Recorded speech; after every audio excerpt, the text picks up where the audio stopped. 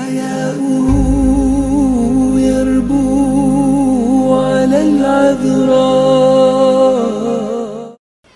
السلام عليكم ورحمة الله وبركاته. إن الحمد لله نحمده ونستعينه ونستغفره ونعوذ بالله من شرور أنفسنا ومن سيئات أعمالنا. من يهده الله فلا مضل له ومن يضلل فلا هادي له، وأشهد أن لا إله إلا الله وحده لا شريك له، وأشهد أن محمدا عبده ورسوله الذي أرسله الله بالحق بشيرا ونذيرا وداعيا إلى الله بإذنه وسراجا منيرا.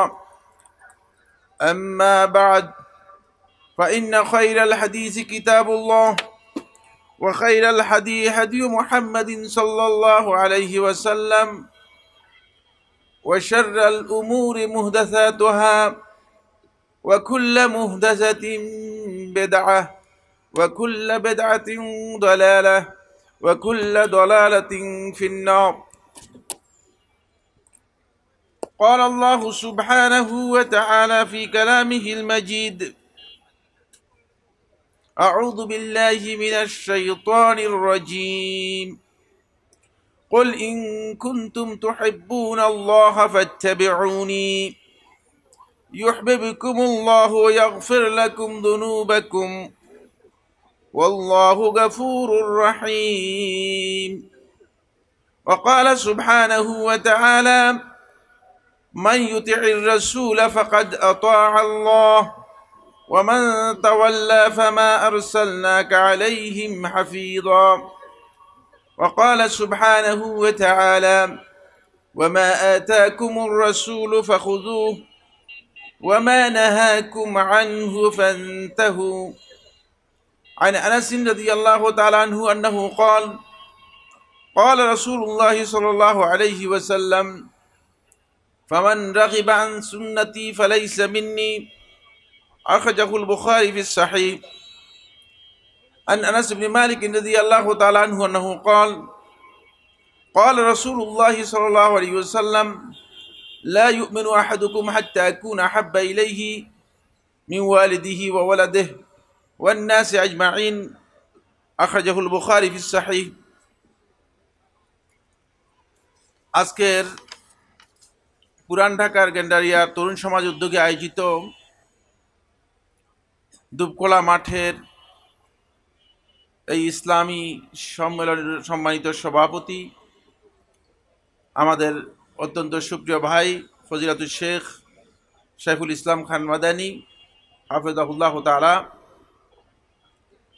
আজকের এই আয়োজনে সার্বিক ব্যবস্থাপনা আছে দি মেসেজ ফাউন্ডেশন ঢাকা।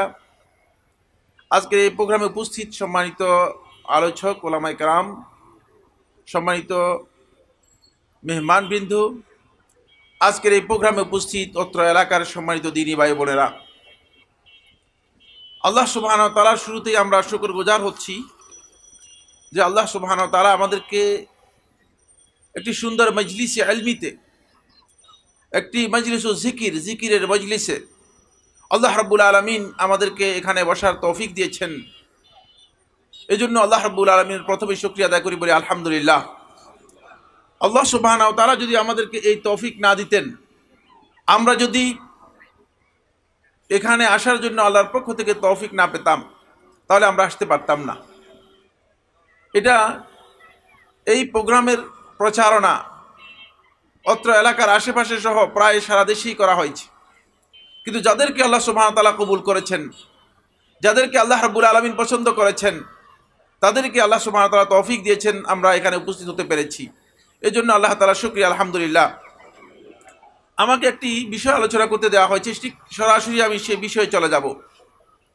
সেটি হচ্ছে ইত্তিবাউস সুন্নাহ, সুন্নাহর অনুসরণ এবং হাদিসের অপরিহার্যতা।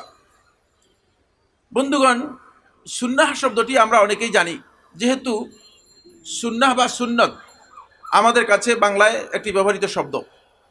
যেটাকে আপনারা সুন্নত বলছেন, এটাকে আরবিতে সুন্নাহ বলা হয় থাকে। এটা উর্দুতে সুন্নত অথবা ফার্সিতে সুন্নত ব্যবহার করা হয়। ব্যবহারের দিক থেকে শব্দ সুন্নাহ এবং সুন্নত একই জিনিস, কিন্তু সুন্নাহ আসলে কি? সুন্নাহর এই কনসেপ্ট আমাদের মধ্যে একটা বড় ধরনের বিভ্রাট তৈরি করেছে, ভুল কনসেপ্ট আমাদের মধ্যে রয়েছে। সুন্নত বলতে আমাদের জনগণ বা আমরা যারা আছি আমরা বুঝি মেসওয়াক করা সুন্নত, পাগড়ি দেওয়া সুন্নত, মাথায় টুপি দেওয়া সুন্নত, তারপরে আরো ঠিক না, এগুলো হচ্ছে সুন্নত। ডান হাতে খাওয়া সুন্নত, বিসমিল্লাহ বলে খাওয়া সুন্নত, অর্থাৎ সুন্নতের দেখবেন তালিকা আছে আমাদের অনেকের কাছে। ওই সুন্নতকে আমরা মনে করেছি সুন্নাহ, ইত্তেবা উস সুন্নাহ। ফলে এই জায়গায় বড় ধরনের একটা ভুল ধারণা আমাদের মধ্যে তৈরি হয়েছে। আমরা মনে করছি এটাই হচ্ছে সুন্নাহ, কিন্তু সুন্নাহ বলতে ওটাকে বোঝায় না। এটা হচ্ছে সুন্নাহর ফিকহি পরিভাষা। ফিকহের যে পরিভাষা, সেই পরিভাষায় সুন্নাহ বলা হয় থাকে এমন কাজ অথবা এমন কথা যা বললে অথবা করলে আপনি সওয়াব পাবেন, আর যদি না করেন অথবা না বলেন সওয়াব পাবেন না। এটাকে বলা হয় থাকে ফিকহের পরিভাষায় সুন্নাহ। আরো সহজ করার জন্য বলছি, যেটা ফরজ ওয়াজিব নয় সেটাকে বলা হয় থাকে সুন্নাহ। যেমন নামাজ, সুন্নত নামাজগুলো আপনারা ফরজ নামাজের পরে যে নামাজগুলো পড়া হয় থাকে সেগুলো সুন্নত নামাজ বলা হয় থাকে। এই যে সুন্নাহ, এই সুন্নাহর কনসেপ্ট নিয়ে আজকের আলোচ্য বিষয় নয়। এটা হচ্ছে শরঈ একটা হুকুম, ফরজ নয়, ওয়াজিব নয়, যে কাজগুলো আছে সেগুলোকে বোঝানো হয় থাকে সুন্নাহ। আজকের যে আলোচ্য বিষয় ইত্তেবা উস সুন্নাহ, এই সুন্নাহর কনসেপ্ট হচ্ছে আপনাকে আমি দুটি জিনিস থেকে বোঝানোর জন্য চেষ্টা করব। রাসূলুল্লাহ সাল্লাল্লাহু আলাইহি ওয়াসাল্লাম বিদায় হজের ভাষণের মধ্যে বলেছেন, তারাকতু ফীকুম আমরাইন লান তাদিল্লু মা ইন তামাসসাকতুম বিহিমা কিতাবাল্লাহি ওয়া সুন্নতি। আমি তোমাদের কাছে দুটি জিনিস রেখে যাচ্ছি, লান তাদিল্লু বাদি, এই দুটি জিনিসকে যদি তোমরা আঁকড়ে ধরতে পারো তাহলে তোমরা আমার পরে পথভ্রষ্ট হবে না, বিভ্রান্ত হবে না। এর একটি জিনিস হচ্ছে কিতাব আল্লাহ, আল্লাহর কিতাব, আরেকটি হচ্ছে সুন্নতি, আমার সুন্নাত। তাহলে এটা কি ফরজ ওয়াজিব ছাড়া যে সুন্নত সেই সুন্নাত না, এটা হচ্ছে হেদায়েতের মানদণ্ড। যে সুন্নাত, যে সুন্নাতের উপর নির্ভর করছে হেদায়েত, সেই সুন্নতকে বোঝানো হয়েছে। আরেকটি হাদিস আমি আপনাদের সামনে উল্লেখ করেছি, সহিহ বুখারীর 539 নম্বর হাদিস। আনাস ইবনে মালিক রাদিয়াল্লাহু তাআলা বর্ণনা করেন, তিনি বলেন রাসূলুল্লাহ সাল্লাল্লাহু আলাইহি ওয়াসাল্লাম ইরশাদ করেছেন, একটি লম্বা হাদিসের একটি অংশ। ইমাম বুখারী রাহিমাহুল্লাহু তাআলা এই অংশটুকু আলাদা করে উল্লেখ করেছেন।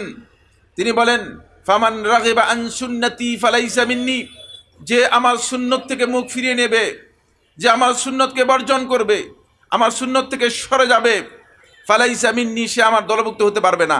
তাহলে মেসওয়াক না করলে কি আপনি মুসলিম থাকবেন না? এটা মেসওয়াক বুঝাই নাই, এটা ওই সুন্নত বুঝাই নাই। ওই সুন্নত বুঝানো হয়েছে যে এই সুন্নতের উপরে হেদায়েত এবং ঈমান প্রতিষ্ঠিত। ওই সুন্নতকে বোঝানো হয়েছে যেই সুন্নত আপনি যদি লঙ্ঘন করেন, যেই সুন্নত আপনি যদি বর্জন করেন তাহলে আপনি দিন থেকে বেরিয়ে যাবেন। ওই সুন্নতকে বোঝানো হয়েছে যেই সুন্নতের বিপরীতে আল্লাহ নবী সাল্লাল্লাহু আলাইহি ওয়াসাল্লাম বিদআত এবং দলালাতকে ব্যবহার করেছেন, বিভ্রান্তি এবং বিদআতকে ব্যবহার করেছেন। সেই সুন্নাত হচ্ছে সুন্নাহ। এই সুন্নাহের পরিচয় কি? হাফেজ ইবনে রজব হাম্বলি রাহিমাহুল্লাহু তাআলা জামিউল উলুম ওয়াল হিকামের মধ্যে 2য় খণ্ডের 120 পৃষ্ঠায় সুন্নাতের পরিচয় করে দিয়েছেন।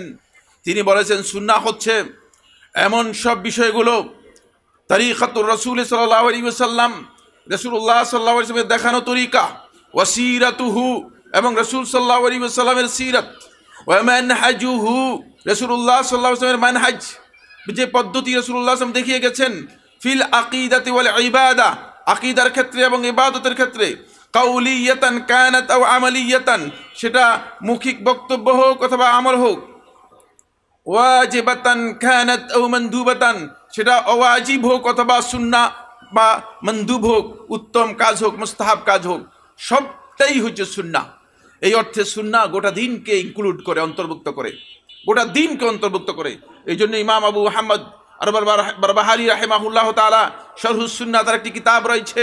তিনি ইমাম আহমদ ইবনে হাম্বল রাহমাতুল্লাহ যে কিতাব রয়েছে কিতাবুস সুন্নাহ, ওই কিতাবের উপর তিনি কি করেছেন? সংযোজন করেছেন, তালিক করেছেন। সেই কিতাবের শরহুস সুন্নাহর মধ্যে তিনি উল্লেখ করেছেন, 1 নম্বর মাসআলার মধ্যে তিনি উল্লেখ করেছেন, আল ইসলামু হুয়াস সুন্নাহ ওয়াস সুন্নাতু হিয়াল ইসলাম।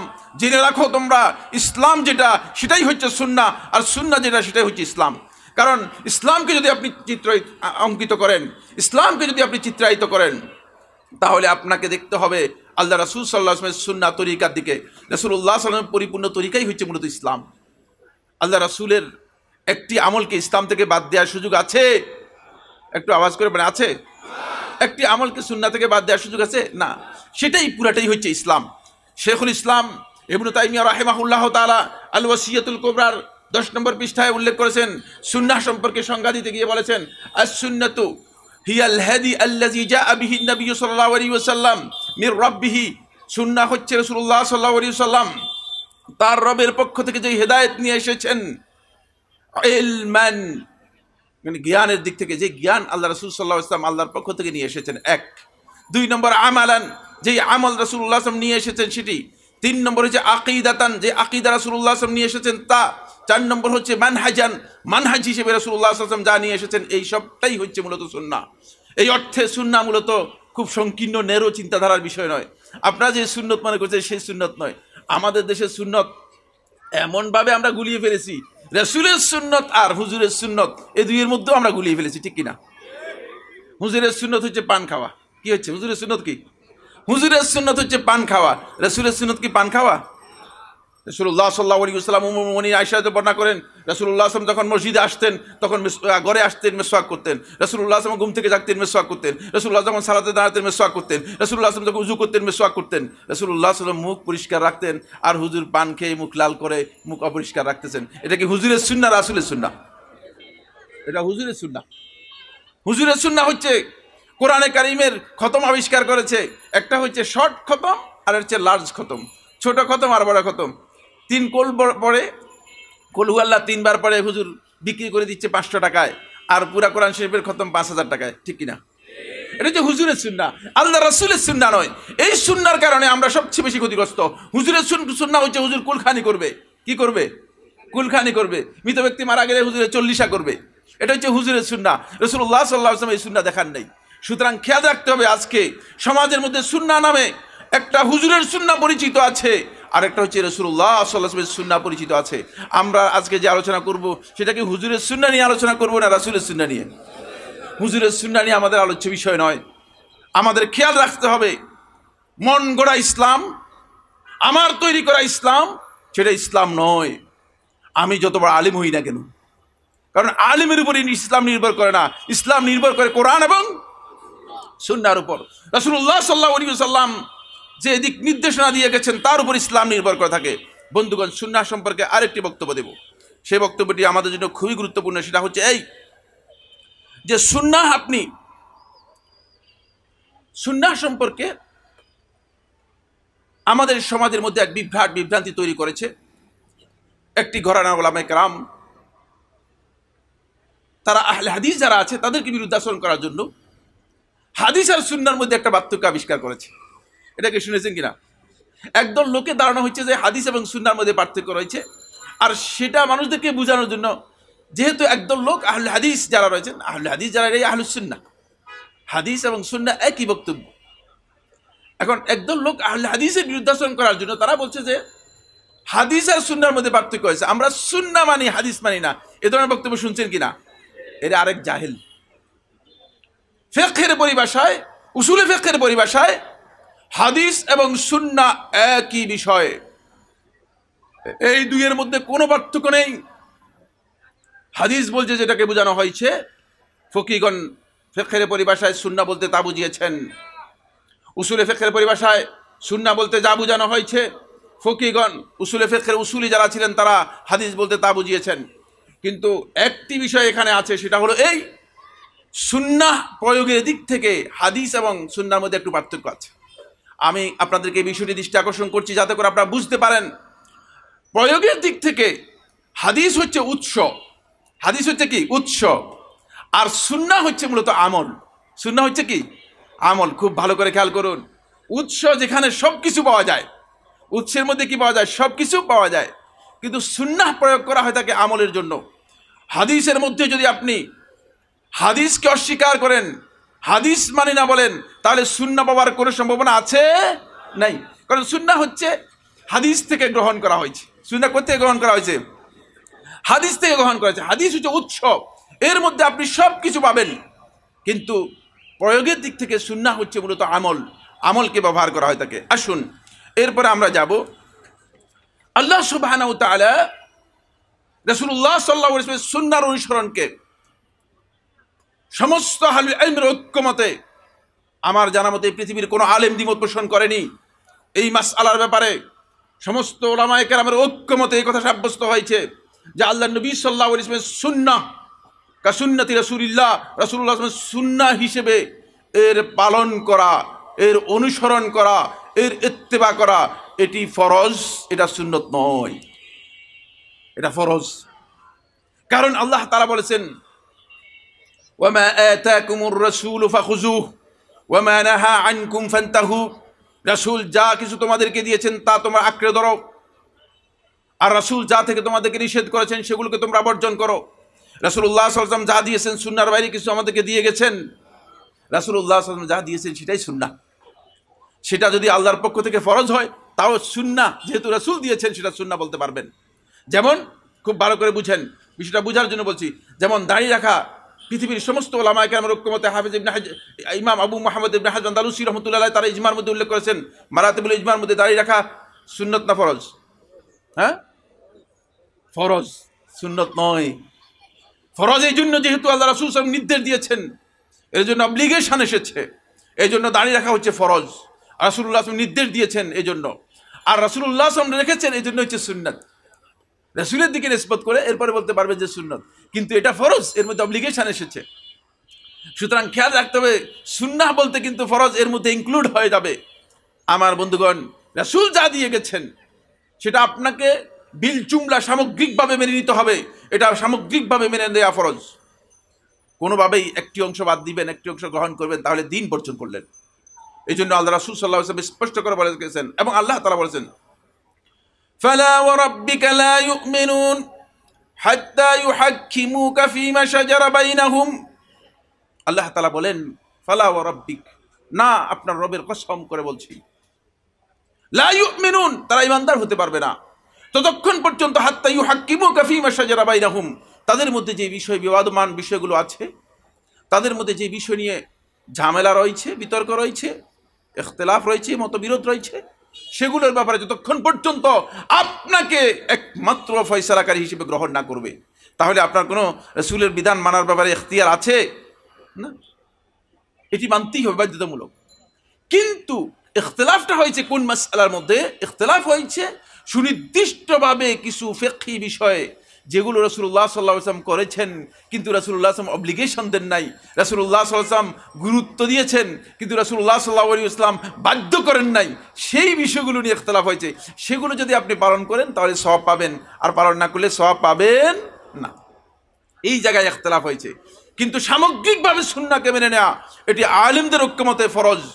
যদি কোনো ব্যক্তি বলেন যে আমি সুন্নাহ মানি না, বিল ইজমাল বলে দেন যে আমি কোনো সুন্নাহ মানি না, তাহলে সে ব্যক্তি কাফের হওয়ার ব্যাপারে ইসলামী শরীয়তের আলেমদের মধ্যে কারো দ্বিমত নেই। যদি ইসলামী শরীয়তের বাইরের কোনো আলেম হয়ে থাকে তাহলে ভিন্ন কথা, কারণ সে ব্যক্তি কাফের, এতে কোনো সন্দেহ নেই। আসুন এখন আমি আপনাদেরকে যে বিষয়টি বলবো সেটা হলো এই কারণেই রাসূলুল্লাহ সাল্লাল্লাহু আলাইহি ওয়াসাল্লামের অনুসরণকে আল্লাহ সুবহানাহু ওয়া তাআলা কোরআনে কারীমে সূরাতুন নিসাতে ৮০ নম্বর আয়াতের মধ্যে আল্লাহ রাব্বুল আলামিন বলেছেন, যদি আল্লাহর রাসূলের কোনো ব্যক্তি অনুসরণ করে তিনি আল্লাহর অনুসরণ করলো, আল্লাহ রাসূলের আনুগত্য করে তিনি আল্লাহর আনুগত্য করলো।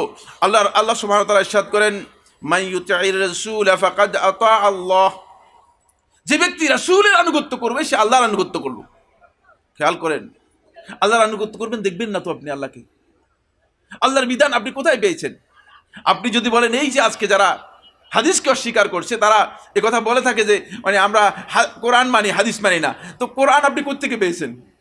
কোরআন কি প্রত্যেকের কাছে আল্লাহ তাআলা একটি একটি করে দিয়ে গেছেন? মোটেও না। খেয়াল করুন খুব ভালো করে, রাসূলের আনুগত্য করলেই আল্লাহর আনুগত্য। ওমান তাওয়াল্লা, আর যে ব্যক্তি রাসূলের আনুগত্য থেকে মুখ ফিরিয়ে নিল, ফামা আরসালনাকা আলাইহিম হাফিজা, আল্লাহ তাআলা বলছেন আপনাকে আমি তাদের উপর সংরক্ষক হিসেবে পাঠাই নাই। জোর করার আপনার কিছুই নেই, আপনি জোর করার দরকার নেই। যারা পথভ্রষ্ট হয়ে যাবে, হেদায়েতভ্রষ্ট হয়ে যাবে, রাস্তা থেকে দূরে সরে যাবে, আপনার এই দায়িত্ব নেই যে জোর করে আপনি ইসলামের মধ্যে নিয়ে আসবেন। কোনো ব্যক্তিকে জোরপূর্বক নামাজ পড়ালে তার নামাজ হবে কিনা? হবে না? হবে না। সে বাধ্য হয়ে নামাজ পড়েছে, আসলে নামাজ পড়ে নাই, সে নামাজের উদ্দেশ্য তার হাসিল হয়নি। এই কারণে সূরা আহজাবের 36 নম্বর আয়াতের মধ্যে আল্লাহ সুবহানাহু ওয়া তাআলা বলেন, ওয়া ইয়াসিল্লাহা ওয়া রাসূলাহু ফাকাদ দাল্লা দালালাম মুবিনা, যে ব্যক্তি আল্লাহ এবং তার রাসূলের অবাধ্য হবে সে পরিপূর্ণরূপে পথভ্রষ্ট হয়ে গেল, চূড়ান্ত পথভ্রষ্টতার পথকে অবলম্বন করলো। ফলে রাসূলুল্লাহ সাল্লাল্লাহু আলাইহি ওয়াসাল্লাম সুন্নাহর ব্যাপারে সতর্ক এমনভাবে করেছেন, এমন কঠিন শব্দ দিয়ে করেছেন সাহাবায়ে কেরামদেরকে। শুধুমাত্র ওমর ইবনে খাত্তাব রাদিয়াল্লাহু তাআলা একদিন তাওরাতের একটা কপি কাগজ নিয়ে এসেছেন, একটা অংশ নিয়ে এসেছেন, এসে রাসূলুল্লাহ সাল্লাল্লাহু আলাইহি ওয়াসাল্লামের সামনে পড়তেছিলেন। আল্লাহ রাসূল সাল্লাল্লাহু আলাইহি ওয়াসাল্লাম মুখ মলিন হয়ে যাচ্ছিল, রাসূলুল্লাহ সাল্লাল্লাহু আলাইহি ওয়াসাল্লাম একটু রাগান্বিত হয়ে যাচ্ছিলেন। আবু বকর রাদিয়াল্লাহু দৃষ্টি আকর্ষণ করলেন, ওমর কি হচ্ছে? ওমর রাদিয়াল্লাহু বুঝতে পারেন নাই যে আল্লাহ রাসূলের সামনে যে কাজটি হচ্ছে সঠিক হচ্ছে না। তখন রাসূলুল্লাহ সাল্লাল্লাহু আলাইহি ওয়াসাল্লাম ওয়াল্লাযী নাফসি বিয়াদিহি, সেই সত্তার কসম যার হাতে আমার জীবন রয়েছে, লাউ আন্না মূসা ইবনে ইমরান কানা হাইয়ান মা ওয়াসিআহু ইল্লা আন ইয়াত্তাবিআনি, যদি মূসা যার উপর তাওরাত নাযিল হয়েছে সেই মূসাও যদি আজকের এই দিনে জীবিত থাকতো তাহলে মা ওয়াসিআহু ইল্লা আন ইয়াত্তাবিআনি, আমার অনুসরণ করা ছাড়া তার কোনো দিগন্ত ছিল না, তার কোনো গত্যান্তর ছিল না, তার কোনো বিকল্প ছিল না, আমাকেই তাকে অনুসরণ করতে হতো। খুব ভালো করে খেয়াল করুন। এই জন্য আল্লাহ রাসূলের সুন্নাহ বাদ দেওয়ার জায়গা নেই। আসুন ইত্তিবাউস সুন্নাহর গুরুত্ব সম্পর্কে কয়েকটি পয়েন্ট আলোচনা করব। আমার নির্ধারিত সময় প্রায় শেষের দিকে চলে যাচ্ছে, এই জন্য খুব দ্রুত আমরা কিছু কথা আলোচনা করব। এক নম্বর বিষয়, 40 পর্যন্ত। এক নম্বর পয়েন্ট হচ্ছে সুন্নাহ হচ্ছে আপনার জন্য, আমার জন্য, খুব ভালো করে খেয়াল করুন, আল্লাহর প্রতি ঈমান এবং রাসূলের প্রতি ঈমানের দাবি। আপনি আল্লাহর প্রতি ঈমান এনেছেন, মুখে বললেন কিন্তু সুন্নাহকে অস্বীকার করলেন, তাহলে আপনি ঈমানের দাবি পূরণ করেন নাই। কারণ রাসূলের প্রতি ঈমান আল্লাহর ঈমানের সাথে যুক্ত। আপনারা যখন পড়বেন ঈমানের মাসালাগুলো তখন আপনারা দেখেছেন আমানতু বিল্লাহি, তারপরে কি ওয়া মালাইকাতিহি, হি মানে কি, মানে আল্লাহর ফেরেশতারা, দেখছেন? তারপরে কি ওয়া কুতুবিহি, হি মানে কি, মানে আল্লাহর কিতাব। তারপরে কি ওয়া রুসুলিহি, দেখছেন? হি মানে কি আল্লাহর রসুল। কারণ এই যে রাসূলদের প্রতি ঈমান, এটি রিলেভেন্ট, যুক্ত কিসের সাথে? আল্লাহর সাথে। কোন ব্যক্তি যদি রাসূলের প্রতি ঈমানের কথা ঘোষণা করে, সাথে সাথেই সে ব্যক্তি অবশ্যই আল্লাহর প্রতি ঈমানের কথা ঘোষণা করতে হবে। আর রাসূলকে বাদ দিয়ে কোনো ব্যক্তি যদি বলে যে আমি আল্লাহর প্রতি ঈমান এনেছি, তার ঈমান হবে? এই জন্য দুটি শাহাদাত অপরিহার্য। ঈমানের জন্য দুটি শাহাদাত অপরিহার্য, ইসলামের জন্য দুটি শাহাদাত অপরিহার্য। একটি হচ্ছে শাহাদাতু আল্লা ইলাহা ইল্লাল্লাহ, আপনি এই সাক্ষ্য দিবেন যে আল্লাহ তাআলা ছাড়া কোনো সত্য মাবুদ নেই, এটা হলো একমাত্র উলুহিয়তের সাক্ষ্য দেয়া। দুই নম্বর হচ্ছে শাহাদাতু আন্না মুহাম্মাদার রাসূলুল্লাহ, এই সাক্ষ্য দিবেন যে মুহাম্মদ সাল্লাল্লাহু আলাইহি ওয়াসাল্লাম আল্লাহর রাসূল। তাহলে আপনি যদি শুধু বলেন যে আল্লাহর সাক্ষ্য দিয়েছি, ঠিক আছে, এটা মানি, কিন্তু মুহাম্মদ সাল্লাল্লাহু আলাইহি ওয়াসাল্লাম যে আল্লাহর রাসূল সেটা মানি না, তাহলে আপনি মুসলিম হতে পারবেন? প্রশ্নই আসে না। এজন্য সুন্নাহ হচ্ছে প্রথম পয়েন্ট, সেটা হলো এই আল্লাহর প্রতি ঈমান এবং রাসূল সাল্লাল্লাহু আলাইহি ওয়াসাল্লামের প্রতি ঈমানের ডিমান্ড হচ্ছে, দাবি হচ্ছে, অবশ্যই আপনি রাসূল সাল্লাল্লাহু আলাইহি ওয়াসাল্লামের সুন্নাহকে মেনে নিতে হবে। আর রাসূলকে কিভাবে মেনে নেবেন? রাসূল সাল্লাল্লাহু আলাইহি ওয়াসাল্লামকে প্রেরণ করা হয়েছে এই জন্য, ওয়া মা আরসালনা মিন কাবলিকা মির রাসূলিন ইল্লা লিইউতাআ বিইজনিল্লাহ, যত রাসূল প্রেরণ করা হয়েছে প্রত্যেক রাসূলের আনুগত্য করার জন্য, অনুসরণ করার জন্য প্রেরণ করা হয়েছে। রাসূলকে শুধুমাত্র রাসূল মানলাম কিন্তু অনুসরণ করলাম না, তাহলে কি হবে? প্রশ্নই আসে না। অনুসরণ করতে হবে। এজন্য অবশ্যই প্রথম হচ্ছে ঈমানের দাবি হচ্ছে রাসূলকে রাসূল মানতে হলে রাসূল সাল্লাল্লাহু আলাইহি ওয়াসাল্লাম যা কিছু নিয়ে এসেছেন সবটা আপনাকে অন্তরে মেনে নিতে হবে। যদি একটা বিষয়ে সন্দেহ পোষণ করে থাকেন, সংশয় করে থাকেন, তাহলে আপনি দ্বীনের ব্যাপারে আপনার সংশয় থেকে গিয়েছে, আপনি সংশয়বাদী, আপনার দ্বীন সঠিক হবে না। দুই নম্বর হচ্ছে আল্লাহ নবী সাল্লাল্লাহু আলাইহি ওয়াসাল্লামের সুন্নাহর অনুসরণ করা। এটি হচ্ছে আল্লাহ এবং তার রাসূলের ভালোবাসার দলিল। সুবহানাল্লাহ, শুধু আল্লাহর ভালোবাসার দলিল নয়, শুধু রাসূলের ভালোবাসার দলিল নয়, আল্লাহ এবং তার রাসূলের ভালোবাসার দলিল। আল্লাহর ভালোবাসার দলিল আল্লাহ সুবহানাহু ওয়া তাআলা কোরআনে কারীমের সূরা আলে ইমরানের 31 নম্বর আয়াতের মধ্যে বলেছেন। আল্লাহ রাব্বুল আলামিন বলেন, কুল ইন কুনতুম তুহিব্বুনাল্লাহা ফাত্তাবিউনি, হে রাসূল আপনি বলে দিন, ইন কুনতুম তুহিব্বুনাল্লাহ, যদি তোমরা আল্লাহকে ভালোবাসো, ফাত্তাবিউনি, তোমরা আমার অনুসরণ করো। তাহলে আল্লাহকে ভালোবাসলে তার রাসূলকে অনুসরণ করবে, আল্লাহকে ভালোবাসলে আল্লাহর অনুসরণ করবে, ঠিক না? এখন আপনি যারা হাদিস অস্বীকার করছে, এই গোষ্ঠী যারা আছে, বলতেছে যে কোরআনই যথেষ্ট, নাউযুবিল্লাহ মিন যালিক, তাদেরকে বলেন যে যদি আল্লাহকে ভালোবাসতে হয় তাহলে আল্লাহর অনুসরণ করতেই তো আল্লাহ বলতেন। কিন্তু রাসূলকে অনুসরণ করতে হবে কেন? তার কারণ হচ্ছে আল্লাহর ভালোবাসার দলিল হচ্ছে রাসূলকে অনুসরণ করা। কারণ আপনাকে প্রকাশ্য দলিল দিতে হবে, অপ্রকাশ্য দলিল দিয়ে চলবে না। কারণ আমাদের সমাজে অনেক মানুষ আছে বলে আমি আল্লাহকে ভালোবাসি। আল্লাহকে ভালোবাসি বললেই কি যথেষ্ট হয়ে যাবে? না, ভালোবাসার আলামত যেটা আছে সে আলামত দিতে হবে। সে আলামত হচ্ছে রাসূলুল্লাহ সাল্লাল্লাহু আলাইহি ওয়াসাল্লাম সুন্নাহকে মেনেছেন কিনা, রাসূলুল্লাহ সাল্লাল্লাহু আলাইহি ওয়াসাল্লাম সুন্নাহ অনুসরণ করছেন কিনা। যদি সুন্নাহ অনুসারী না হয়ে থাকেন তাহলে আপনি যতই বলেন না কেন আমি রাসূলকে ভালোবাসি, আল্লাহকে ভালোবাসি, আসলে আপনার মধ্যে সেই ভালোবাসা নেই, সে ভালোবাসা নেই। এই জন্য ইমাম লালিকাই রাহিমাহুল্লাহ তাআলা এবং তাবারী রাহমাতুল্লাহ হাসান বসরি থেকে বর্ণনা করেন। হাসান বসরি রাহমাতুল্লাহ বলেন, কানা আলামাতু হুব্বিহি ইয়্যাহুম, আল্লাহর বান্দাদের আল্লাহর ভালোবাসার আলামত হচ্ছে একটাই, ইত্তিবাউ সুন্নতি রাসূলিল্লাহি সাল্লাল্লাহু আলাইহি ওয়াসাল্লাম। তারা রাসূলুল্লাহ সাল্লাল্লাহু আলাইহি ওয়াসাল্লামের সুন্নতের ইত্তেবা করবে, রাসূলুল্লাহ সাল্লাল্লাহু আলাইহি ওয়াসাল্লামের সুন্নাহকে তারা অনুসরণ করবে, অন্যথায় আল্লাহ তাআলার ভালোবাসার আলামত তাদের কাছে আর নেই। আপনি মুখে বলতে পারেন আমাদের দেশে প্রচুর আশেক রাসূল পাওয়া যায়, পাওয়া যায় কি পাওয়া যায় না? হ্যাঁ, একটু আওয়াজ করে, পাওয়া যায় কি যায় না? প্রচুর আশেক রাসূল পাওয়া যায়। অনেক মানে আশেকে ইলাহি, মানে আশেকে খোদা পাওয়া যায়, ঠিক কিনা? আল্লাহর সাথে আর রাসূলের সাথে, রাসূলের সুন্নাতের সাথে যাদের সম্পর্ক নেই, তারা আশেকে রাসূল দাবি করলেও তারা রাসূলের সাথে তাদের কোনো সম্পর্ক নেই, রাসূলের ভালোবাসা তাদের অন্তরের মধ্যে নেই। 3 নম্বর পয়েন্ট হচ্ছে বন্ধুগণ, সুন্নাহর ইত্তেবা করা, সুন্নাহর অনুসরণ করা, এটা হচ্ছে আল্লাহ রাব্বুল আলামিনের আনুগত্যের অপর নাম। এটা আমরা আলোচনা করেছি, বলে দিয়েছি। এরপরে আল্লাহ সুবহানাহু ওয়া তাআলা কোরআনে কারীমের মধ্যে আল্লাহর আনুগত্য এবং রাসূলের আনুগত্যকে আল্লাহ রাব্বুল আলামিন একই সূত্রে একসাথে বর্ণনা করেছেন। আপনি যদি কোরআনে কারীমের মধ্যে যান তাহলে আপনি দেখতে পাবেন কোরআনে কারীমের আয়াতগুলোতে আল্লাহ সুবহানাহু ওয়া তাআলা প্রায় আল্লাহ রাব্বুল আলামিন 40টি আয়াতের মধ্যে আল্লাহর আনুগত্য এবং রাসূলের আনুগত্যকে আল্লাহ সুবহানাহু ওয়া তাআলা কোরআনে কারীমের মধ্যে একসাথে উল্লেখ করেছেন। কেন একসাথে উল্লেখ করেছেন? এর কারণ হচ্ছে যেহেতু আল্লাহর আনুগত্য মুখে বলা যায় কিন্তু আল্লাহর আনুগত্য দেখানো যায় না। এখন কিভাবে দেখাবেন আল্লাহর আনুগত্য? রাসূলকে অনুসরণ করে, রাসূলের আনুগত্য করে, রাসূলের সুন্নাহকে বাদ দিয়ে আপনি সেটা করতে পারবেন না। এরপরে 5 নম্বর যে পয়েন্টটি সেটা হলো বন্ধুগণ, সুন্নাহর অনুসরণ হচ্ছে হেদায়েতের মানদণ্ড, হেদায়েতের মাপকাঠি। প্রত্যেকটা জিনিস ওজন করতে হলে একটা আপনাকে পাল্লার প্রয়োজন হয় না, একটা বাটখারার প্রয়োজন হয়, ঠিক না? শের বলে, কেজি বলে, ইত্যাদি বলে। আপনাকে হেদায়েতের উপর আপনি আছেন কিনা, আপনার আমল হেদায়েতের উপর সঠিক আছে কিনা, আপনার আকীদা ঠিক আছে কিনা, আপনার মানহাজ ঠিক আছে কিনা, আপনি যেভাবে করছেন সেটা কি ইসলামী আমল করছেন কিনা, এর ওজন করা হবে কি দিয়ে? সুন্নাহ দিয়ে। এর ওজন করা হয়, হেদায়েতের মানদণ্ড হচ্ছে সুন্নাহ। আল্লাহ সুবহানাহু ওয়া তাআলা কোরআনে কারীমে সূরা আরাফের 158 নম্বর আয়াতের মধ্যে বলেন, ওয়াত্তাবিউহু লাআল্লাকুম তাহতাদুন, তোমরা রাসূলের অনুসরণ করো। রাসূলের অনুসরণ বলতে রাসূলের সুন্নাহর অনুসরণ করো, লাআল্লাকুম তাহতাদুন, তাহলে তোমরা হেদায়েত লাভ করতে পারবে। অন্য আয়াতের মধ্যে আল্লাহ তাআলা বলেছেন, ওয়া ইন তুতিউহু তাহতাদু, যদি তোমরা সত্যিকার রাসূলের আনুগত্য করতে পারো, তাহতাদু, তোমরা হেদায়েত লাভ করতে পারবে। ওয়ামা আলার রাসূল ইল্লাল বালাগুল মুবিন, তবে রাসূলের দায়িত্ব হচ্ছে সুস্পষ্টভাবে আল্লাহর পক্ষ থেকে যে মেসেজ আল্লাহ সুবহানাহু ওয়া তাআলা রাসূলকে দিয়েছেন সেই মেসেজ পৌঁছিয়ে দেয়া।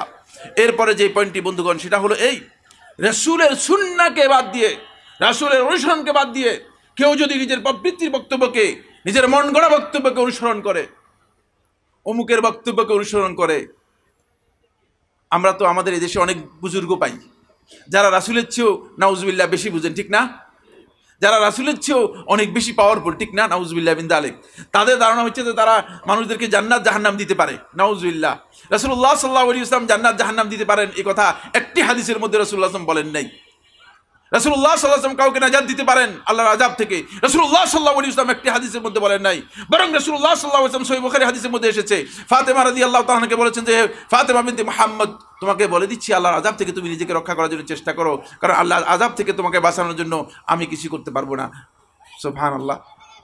কিভাবে এই সমস্ত লোকগুলো, আজকের এই সমাজের মানুষগুলো গাউস কুতুব এই সেই নাম দিয়ে আজকের সমাজের মানুষদেরকে বিভ্রান্ত করার জন্য, আর আমরাও একদল আছি মাশাআল্লাহ, তাদের কথা শুনলে আমরা সেদিকে দৌড়াই।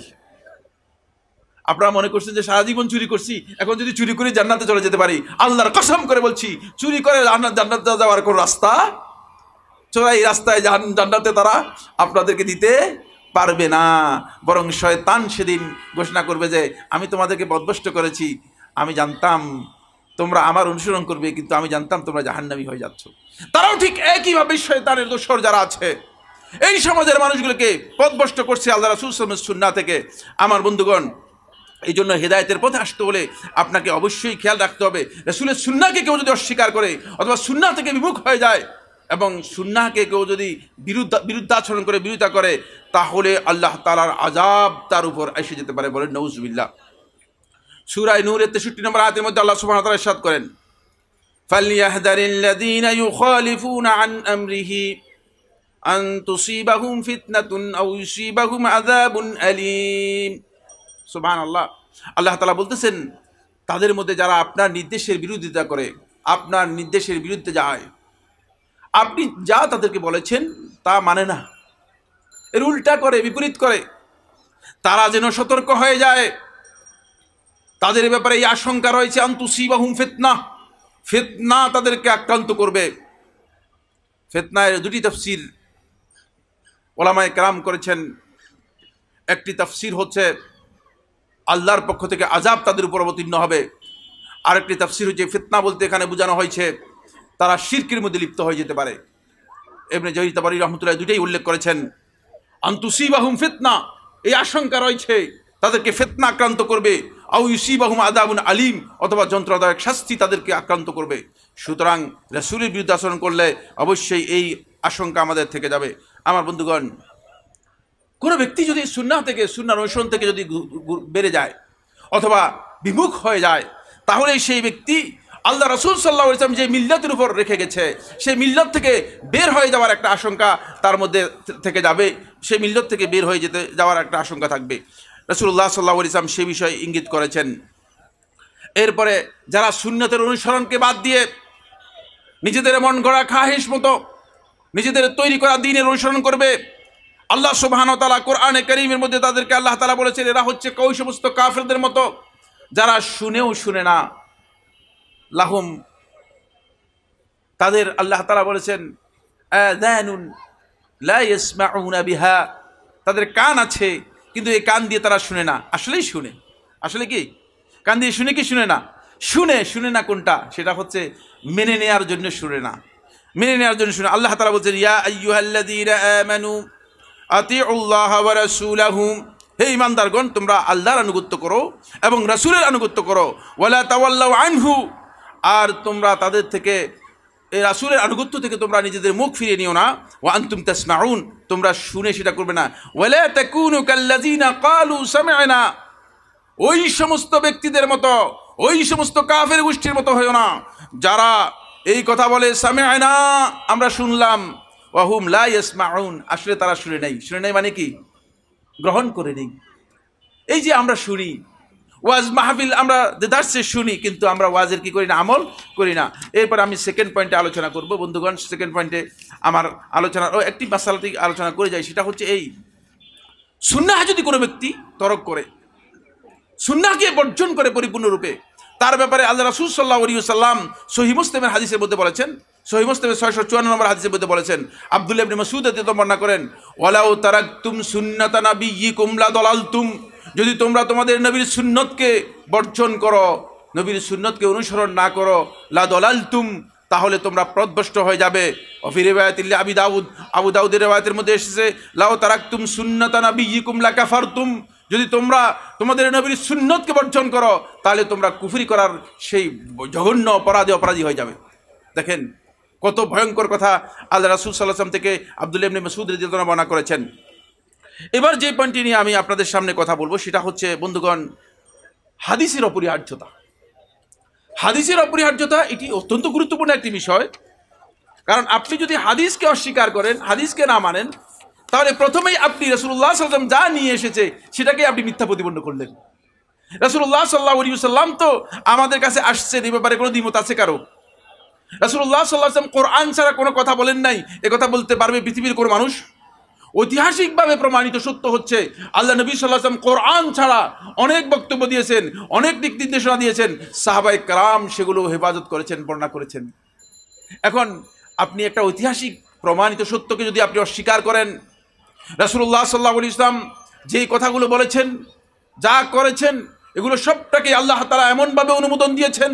সূরাতুন নাজমের মধ্যে আল্লাহ তাআলা বলেছেন, ওমা ইয়ানতিকু আনিল হাওয়া ইন হুয়া ইল্লা ওয়াহয়ু ইউহা। তিনি নিজের পক্ষ থেকে কোনো কথা বলতেন না, নিজে তৈরি করে কথা বলতেন না। তাহলে আল্লাহ রাসূলের কথা কি নিজের মন গড়া কথা? আল্লাহ রাসূল সাল্লাল্লাহু আলাইহি ওয়াসাল্লাম কি নিজের পক্ষ থেকে কিছু বলেছেন, নিজের পকেট থেকে বলেছেন? নাউযুবিল্লাহি মিন যালিক। ইন হুয়া ইল্লা ওয়াহয়ু ইউহা, রাসূলের কাছে যা ওহী আসতো তাই তিনি বলতেন। তাহলে রাসূলের কথা প্রমাণিত হয়েছে ওহী। রাসূলের কথা কি? ওহী প্রমাণিত হলো। আসেন, রাসূলুল্লাহ সাল্লাল্লাহু আলাইহি ওয়াসাল্লামকে আল্লাহ তাআলা অন্য আয়াতের মধ্যে বলেছেন, রাসূল বলতেছেন, কোরআনের মধ্যে এসেছে, ইন আত্তাবিউ ইল্লা মা ইউহা ইলাই। ভালো করে তোমরা জেনে রাখো, আমি যা কিছু অনুসরণ করি, আমি যা কিছু করি, কেবল তাই করি যা আমার কাছে আল্লাহর পক্ষ থেকে ওহী দেওয়া হয় থাকে। তাহলে রাসূলের কাজগুলো কি ওহী নয়? তাহলে যারা আল্লাহ রাসূলের হাদিসকে অস্বীকার করছেন, তারা কি কারণে এইদিকে যাচ্ছেন? একটাই কারণ, সেটা হলো এই, শয়তান তাদেরকে একটা পথ দেখিয়ে দিয়েছে। সেই পথ হচ্ছে রাসূল সাল্লাল্লাহু আলাইহি ওয়াসাল্লামের হাদিসকে যদি অস্বীকার করা যায়, তাহলে ইসলামের যত বিধিবিধান আছে সবগুলোকে অস্বীকার করা যাবে। ইসলামের যত বিধিবিধান আছে সবগুলোকে আপনি কি করবেন? অস্বীকার করতে পারবেন। সলাতের আপনি সলাত তালাশ করে পাবেন না। সলাতের হয়তো যদি কোনোরকম কষ্ট করে গবেষণা করে 5 ওয়াক্ত সলাত বেরও করেন, কিন্তু ফজরের 2 রাকাত, তারপরে জোহরের 4 রাকাত, তারপরে আসরের 4 রাকাত, মাগরিবের 3 রাকাত, এশার 4 রাকাত বের করতে পারবেন?